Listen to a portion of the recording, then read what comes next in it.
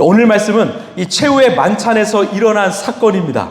이 시간 이후에 충격적인 사건이 벌어집니다. 바로 12 제자 중 한 사람인 가룟 유다가 예수님을 배신합니다.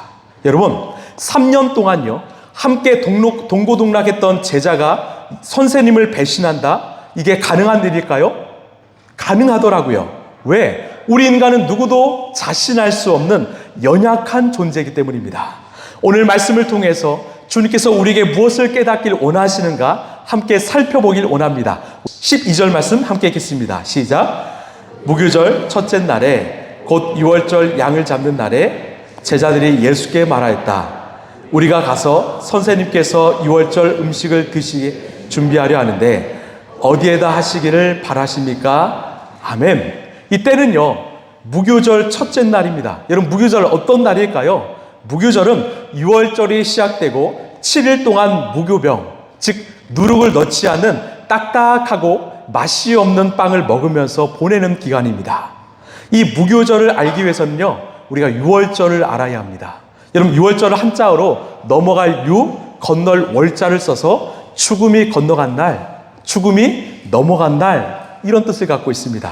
하나님께서 이집트에서 400년 동안 노예로 살던 이스라엘 백성들을 구원하기로 작정하셨습니다. 그런데 이집트 바로왕이 보니까 이 백성들이 떠나면 나라에 큰 경제적인 어려움이 찾아오는 겁니다. 그래서 거절했습니다. 그때요, 하나님께서 모세를 통해서 몇 가지 재앙을 보내시죠? 총 10가지 재앙을 보내시죠. 한번 따라할까요? 피게이파, 돌종우, 매흑장. 무슨 말일까요? 제가 신대원 입시를 준비할 때 외웠던 방법인데, 피게이파, 돌종우, 매흑장입니다. 피는 뭐예요? 바로 나일강이 피로 바뀐 사건이죠. 그런데 바로는 거절했습니다. 개는 개구리 떼가 출몰했습니다. 그런데 바로는 거절했습니다. 그 다음 파리 떼가 찾아왔습니다. 돌림병이 찾아왔어요. 종, 악성 종기가 찾아왔어요. 우박이 내렸습니다. 메뚜기 떼가 찾아왔습니다. 흑암이 찾아왔습니다. 그럼에도 불구하고 바로는 거절했습니다. 마지막으로 장은 뭘까요? 장자의 죽음이죠. 사실 이 10가지 재앙은 단순한 자연재해가 아니라 하나님께서 당시 이집트 사람들이 섬기던 우상을 통해서 저주를 내리신 겁니다. 강의 신, 개구리 신, 태양신 등등 너희들이 믿는 신이 얼마나 무능한지를 직접 보여주신 거예요. 오직 신은 하나님 한 분밖에 없다는 것을 이 재앙을 통해서 말씀하신 거죠. 마지막이 장자의 죽음이었습니다. 죽음의 사자가 찾아와서 태어난 첫 번째 아이와 짐승을 죽였습니다. 그런데 오직 이스라엘 백성들만은 죽지 않았습니다. 여러분, 어떻게 그럴 수 있었을까요? 하나님께서 이 백성들에게 한 가지 명령을 내리셨어요. 출애굽기 12장을 보면 흠이 없는 어린 양을 잡아라. 그리고 그 어린 양의 피를 문에 설주와 임방에 발라라. 어떻게 되었을까요? 문에 어린 양의 피가 발라진 집은 죽음의 사자가 들어가지 못하고 6월 그냥 넘어가게 되었습니다. 우리 출애굽기 12장 13절입니다. 시작. 문틀에 피를 발랐으면 그것은 너희가 살고 있는 집의 표적이니 내가 이집트 땅을 칠 때 문설주에 피를 바른 집은 그 피를 보고 내가 너희를 치지 않고 넘어갈 터이니 너희는 재앙을 피하여 살아남을 것이다. 아멘. 내가 어린 양의 피를 보고 넘어갈 것이다. 이게 6월절입니다. 그래서 이스라엘 백성들은 살 수 있었고 탈출할 수 있었던 거예요. 여러분, 이 어린 양의 피는 무엇을 상징할까요? 바로 어린 양이신 예수 그리스도의 피를 상징합니다. 즉 예수 그리스도의 피가 발라진 인생은 죽음이 넘어갈 것이다. 죽음이 그 사람을 건드릴 수 없을 것이다. 그래서 구약의 6월절 사건이 신약의 십자가 사건이 된 것입니다. 이 은혜를 이스라엘 백성들도 경험했지만 바로 저와 여러분도 경험한 것이죠. 여러분, 우리가 죽음을 이기고 영원히 살 수 있는 방법은 무엇입니까? 오직 예수 그리스도의 피 보혈밖에 없음을 여러분 믿으시길 바랍니다. 우리가 예수님을 믿으면 예수님의 보혈이요, 예수님의 피가 우리의 삶에 발라지고 죽음이 넘어가는 것입니다. 죽음이 우리를 건드릴 수 없는 거죠. 그럼 유월절 다음 날부터 시작되는 무교절은 무엇인가? 이스라엘 백성들이요, 이 바로왕의 명령이 떨어지자마자 황급히 이집트를 떠나야 했습니다. 그때 이 백성들의 주식인 발효된 빵을 준비할 수 없어서 누룩을 넣지 않은 딱딱하고 맛이 없는 무교병을 가지고 떠나야 했습니다. 즉, 이날을 기억하며 7일 동안 무교병을 먹는 날이 바로 무교절입니다. 이 기간 동안에는요, 하나님의 은혜로 구원받은 백성으로서 7일 동안 죄를 멀리하고 거룩한 삶을 살아야 했습니다. 여러분, 우리에게 영적 무교절은 어떤 날일까요? 언제일까요? 바로 내일부터 시작하는 월화수목금토 우리의 일상입니다. 오늘이 유월절이라면 내일부터 시작되는 한 주가 우리에게는 영적인 무교절입니다. 여러분에게 권면합니다. 내일부터 시작되는 일상 속에서 죄를 멀리하고 예수님과 동행하며 거룩한 삶을 사는 이 영적 무교절을 보내는 저와 여러분 되길 간절히 소망합니다. 우리 옆 사람에게 고백할까요? 우리 한 주 동안 승리합시다. 시작. 우리 한 주 동안 승리합시다. 예, 아멘. 우리 13, 14절 읽겠습니다. 시작. 예수께서 제자 두 사람을 보내시며 말씀하셨다.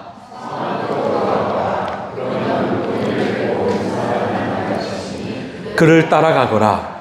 그리고 그가 들어가는 집으로 가서 그 집 주인에게 말하기를, 선생님께서 하시는 말씀이 내가 내 제자들과 함께 유월절 음식을 먹을 내 사랑방이 어디에 있느냐고 하십니다 하여라. 아멘. 여러분, 이 13, 14절 말씀을 묵상하시면서 어떤 생각이 드셨습니까? 예수님이 말씀하죠. 성 안으로 들어가서 물동이를 메고 오는 사람을 만나면 그를 따라가라. 그리고 그가 들어가는 집으로 함께 따라 들어가라. 그 집주인에게 예수님이 말씀하시는 사랑방이 어디 있습니까? 물어라. 만약에요, 오늘 예수님께서 저와 여러분에게 이 명령을 하셨다면 우리는 어떻게 받아들일까요? 참 당황스럽지 않을까요? 성 안에 들어가서요, 물동이를 메고 오는 사람을 만나야 합니다. 그를 무작정 따라가야 합니다. 그가 들어가는 집에 또 들어가야 합니다. 그 집주인에게 우리 예수님이 쓸 사랑방을 주십시오 요청해야 합니다. 지금 제자들은 만날 사람이 누구 있는가, 들어갈 집이 어디 있는가, 주인이 누구 있는가 모르는 상황입니다. 그런데요, 이 제자들은 예수님의 명령에 순종했습니다. 왜 그랬을까요? 이 제자들은 이미 예수님이 하시는 이 예언적 메시지가 실제로 이루어지는 것을 여러 번 경험했기 때문입니다. 예를 들어 마가복음 11장에서요, 예수님이 예루살렘으로 입성하시기 전에 제자들에게 뭐라고 명령하셨는가? 우리 마가복음 11장 2절입니다. 시작.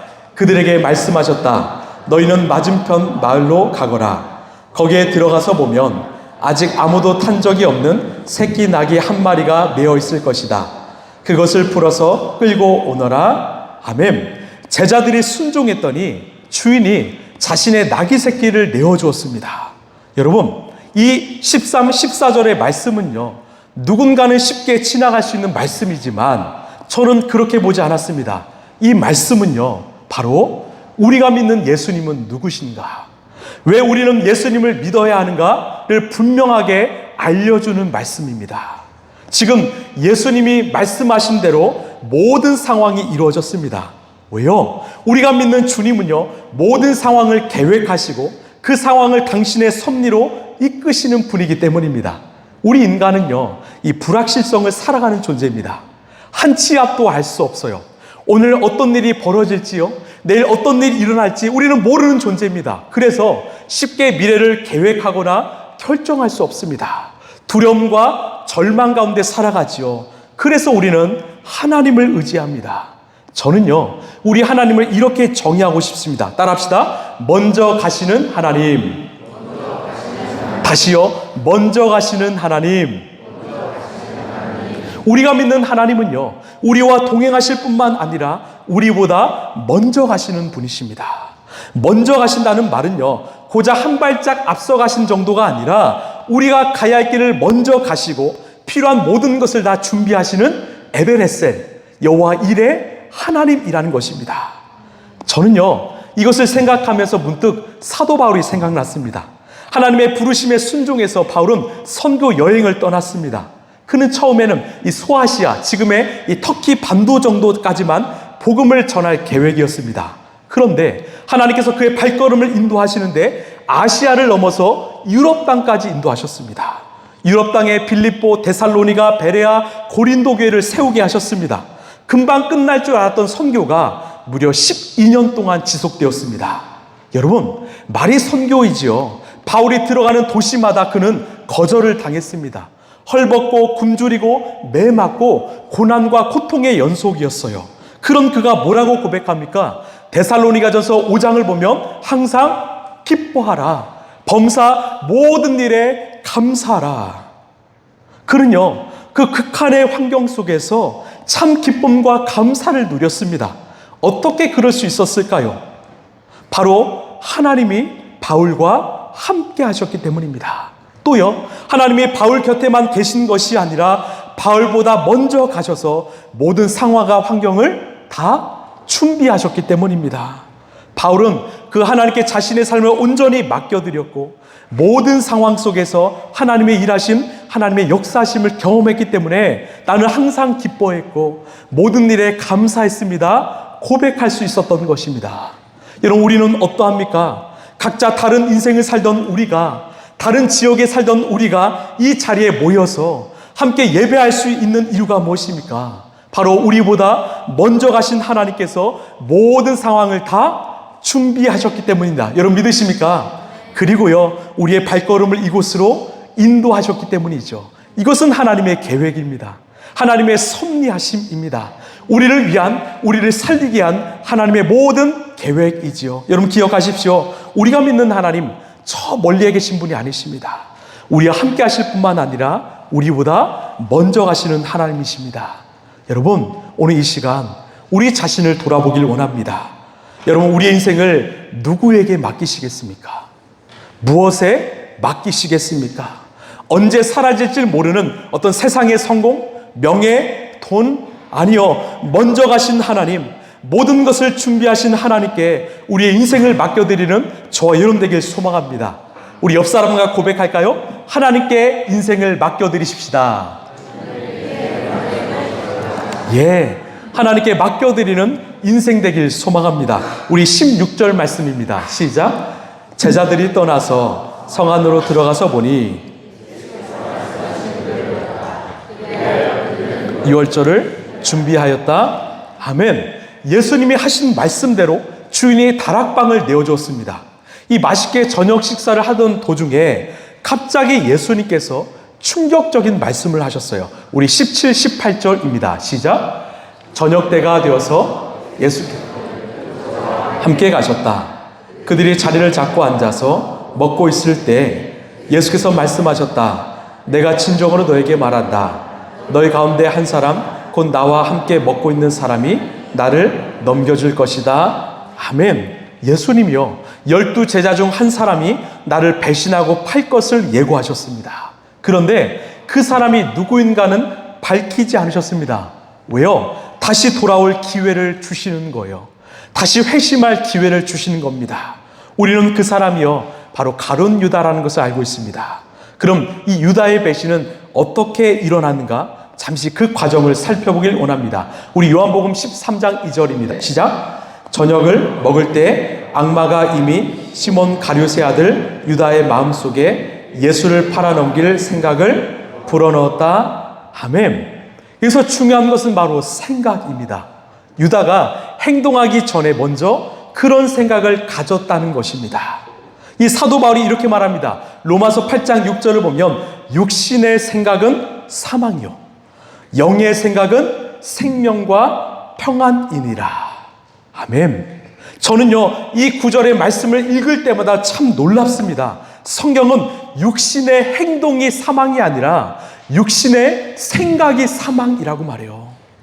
육신의 행동이 사망이 아니라 우리의 생각이 사망이라고 말합니다. 이처럼 우리의 생각은 참 중요합니다. 지금 유다는요, 육신의 생각을 품고 있었습니다. 예수님에 대한 부정적인 생각, 좋지 않는 생각을 품고 있었습니다. 그 생각이 마귀의 먹잇감이 되어서 마귀가 그 속에서 역사했던 거예요. 여러분 기억하실래요? 마귀가 먼저 유다에게 들어가 예수님을 팔 생각을 넣은 거 아닙니다.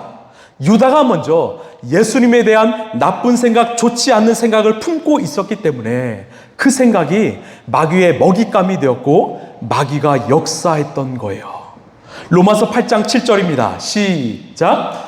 육신의 생각은 하나님과 원수가 되나니 이는 하나님의 법에 굴복하지 아니할 뿐 아니라 할 수도 없음이라. 아멘. 육신의 생각을 가지면 우리의 인생은요, 하나님의 법을 떠나서 하나님과 원수가 되어서 하나님께 순종할 수 없다고 말합니다.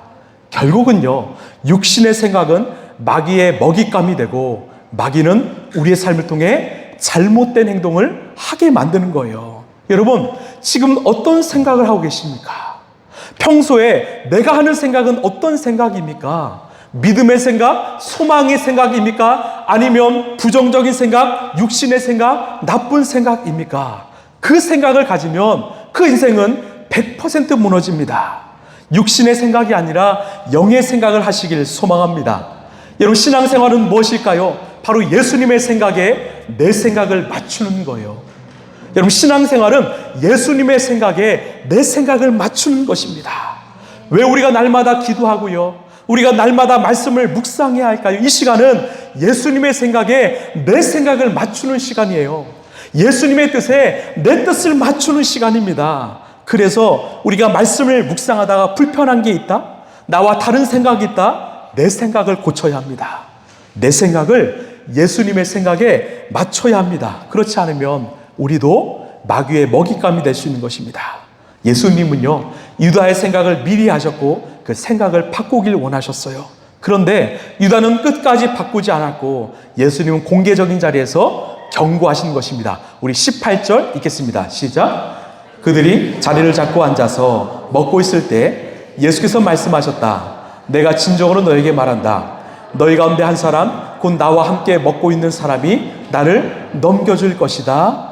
아멘. 여러분, 만약에 유다가 예수님의 이 말씀을 듣고 양심이 찔려서 예수님 다 알고 계시는구나.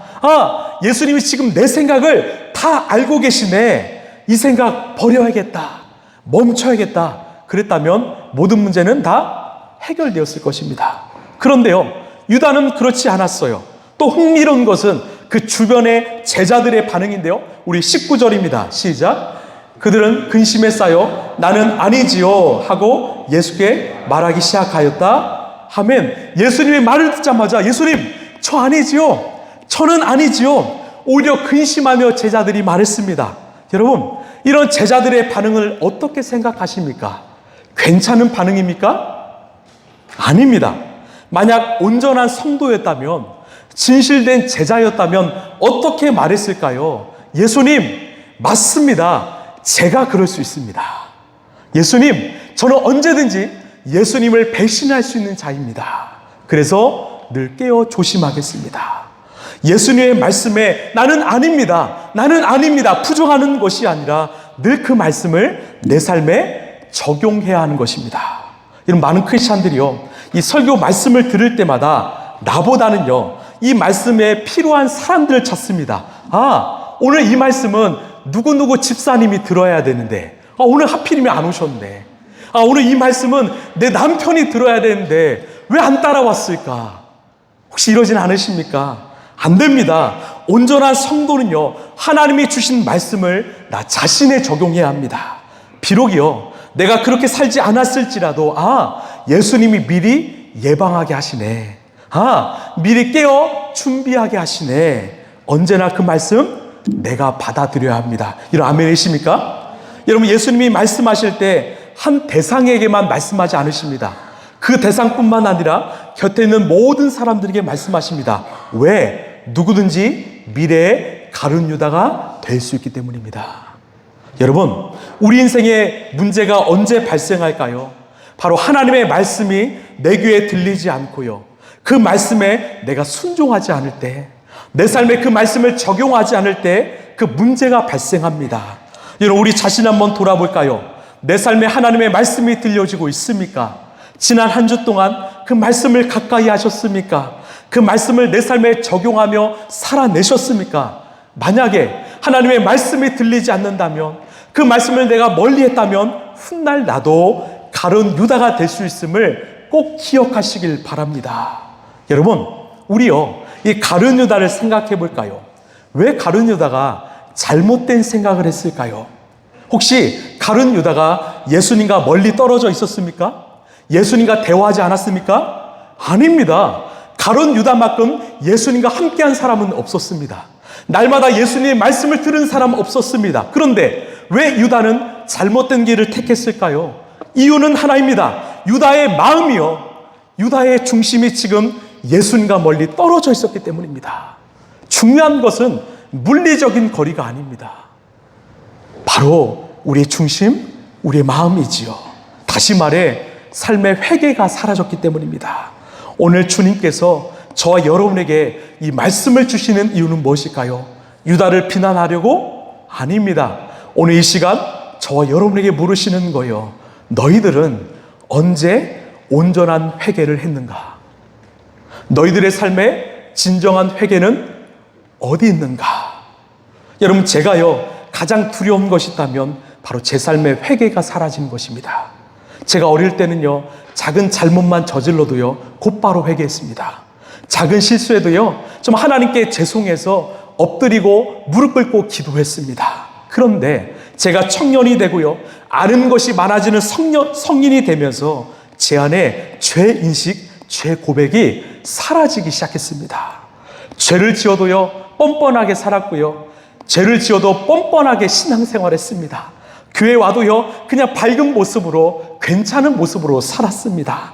하나님을 찾지 않고요 제 힘으로 사역할 때도 있었습니다. 놀라운 것은 사역의 열매도 있었고요, 좋은 평가도 있었습니다. 그런데 제 영이 죽어가기 시작했습니다.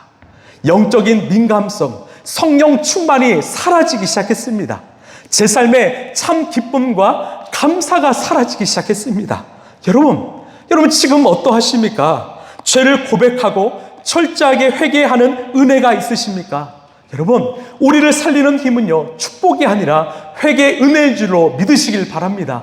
우리를 살리는 힘은요 하나님 주신 복이 아니라 회개의 은혜일 줄로 믿으시길 바랍니다. 저는요 가룟 유다가 죄를 지었기 때문에, 예수님을 팔아 넘겼기 때문에 망했다고 생각하지 않아요. 유다가 망한 이유는 삶에 회개가 없었기 때문입니다. 유다가 망한 이유는요 삶에 회개가 없었기 때문입니다. 가룟 유다와 이 베드로의 차이가 무엇일까요? 베드로 죄를 지었습니다. 예수님을 3번 부인했지요. 심지어 사람들 앞에서 그를 저주하고 욕했습니다. 그런데 왜 결말이 다를까요? 왜 베드로는 살아서 귀하게 쓰임받았고 가룟 유다는 망하게 되었습니까? 이유는 하나입니다. 베드로의 삶에 온전한 회개가 있었기 때문입니다. 주님께 돌아오는 회개의 발걸음이 있었기 때문이죠. 여러분 기억하십시오. 나를 살리는 것은 축복이 아닙니다. 바로 회개입니다. 여러분 믿으십니까? 여러분 삶에 먼저 하나님의 축복이 아닌 진실된 회개가 있길 소망합니다. 회개가 우리를 살립니다. 회개가 진짜 복입니다. 결국은 이 가룟 유다는 12제자에서 탈락하고 말았습니다. 처음에는 영광스러운 제자로 부름을 받았지만 결국 배신자로 그 삶이 끝나고 말았습니다. 여러분, 사명자는 어떤 인생일까요? 사명자는 어떤 사람일까요? 처음 출발도 좋지만 끝도 좋은 사람입니다. 끝까지 변치 않고 하나님이 주신 사명의 길을 걷는 사람이 바로 사명자입니다. 중요한 건 충성이지요. 끝까지 변함없이 한결같이 가는 사람. 성경은 이 가룟 유다를 어떻게 평가할까요? 우리 사도행전 1장 25절입니다. 시작. 이 섬기는 일과 유다는 이 직분을 버리고 제 갈 곳으로 갔습니다. 아멘. 유다를 이렇게 평가합니다. 유다는 하나님이 주신 직분을 버리고 제 갈 길을 갔습니다. 하나님이 주신 사명을 버리고 자신이 가고 싶은 길을 간 사람, 이게 바로 가룟 유다입니다. 그리고 시간이 지나 사도행전을 보면 유다의 자리에 마띠아라는 사람이 그 자리를 대신하게 됩니다. 여러분, 이 사도행전의 말씀이 우리에게 무엇을 말하길 원할까요? 가룟 유다가 없다고 해서 하나님의 역사가 중단된다? 어떤 믿음 좋은 성도가 없다고 해서 하나님의 역사가 중단된다? 아니라는 것입니다. 사도행전을 보면 처음엔 베드로가 주역이었습니다. 베드로가 없으면 초대교회가 망할 것 같았습니다. 그때 사도 바울이 등장합니다. 바울이 사라지고 디모데가 등장합니다. 무슨 말입니까? 베드로가 없어도, 바울이 없어도, 또 믿음 좋은 성도가 없어도 하나님의 나라, 하나님의 역사는 다른 누군가를 통해서 이어져 간다는 것입니다. 중요한 것은 내가 그 자리에 있는 거예요. 내가 그 하나님의 역사와 그 나라에 함께하는 것입니다. 하나님께 끝까지 변함없이 쓰임받는 것입니다. 여러분, 이것이 얼마나 큰 축복인지 아십니까? 하나님이 우리를 택하시고 우리를 부르시고 사용하시는 게 얼마나 복된 인생인지 아십니까? 지금 저와 여러분에게 필요한 것은 무엇일까요? 내 자리를, 하나님이 내게 맡겨주신 자리를 끝까지 지키는 것입니다. 한결같이 변함없이 끝까지 그 사명의 길을 완수하는 것입니다. 가룟 유다는 사명의 길을 완수하지 못했지만 나머지 11명의 제자는 끝까지 완주하게 되었고 하나님의 큰 칭찬을 받았습니다. 말씀을 좀 마무리합니다. 하나님이 오늘 우리에게 이 가룟 유다 이야기를 주신 이유가 무엇일까요? 우리도 가룟 유다가 될 수 있다라는 거예요. 목사인 저도 예외가 아니라는 것입니다. 여러분, 가룟 유다는 절대 이상한 사람이 아니었습니다. 3년 동안 예수님의 제자로 살았습니다. 늘 예수님과 동행했습니다. 늘 예수님 가까이서 말씀을 들었습니다. 예수님의 기적을 경험했습니다. 그럼에도 불구하고 유다는 예수님을 팔았습니다. 예수님을 배신했습니다. 왜? 마음이, 중심이 예수님께 멀어졌기 때문입니다. 여러분 기억하십시오. 우리가 오랫동안 교회를 다닌다고 해도, 예배를 많이 드린다고 해도, 설교 말씀 많이 듣는다고 해도 좋은 성도 아닐 수 있다라는 거예요. 이 자리에 앉아있다고 해도 좋은 성도 아닐 수 있다라는 겁니다. 중요한 것은 회개입니다. 내 삶을 청산하고 주님께 돌아가는 회개가 우리에게 필요하다는 겁니다. 여러분, 우리를 살리는 것은 하나님의 축복이 아닌 회개의 은혜일 줄 여러분 믿으시길 바랍니다. 또요, 이 가룟 유다의 자리는 다른 누군가에게 대체되었습니다. 내가 없다고 해서 하나님의 역사 멈추지 않습니다. 우리가 하나님의 사명자로 부름을 받았다면 끝까지 가야 합니다. 우리에게 필요한 것은 바로 충성이에요. 한결같이 끝까지 변함없이 우리는 가야 합니다. 오늘 또 우리를 위해서 먼저 가시는 하나님을 신뢰하며 우리를 살리는 것이 축복이 아닌 하나님의 주신 회개임을 기억하며 끝까지 주님께 쓰임받는 저 여러분 되길 간절히 소망합니다.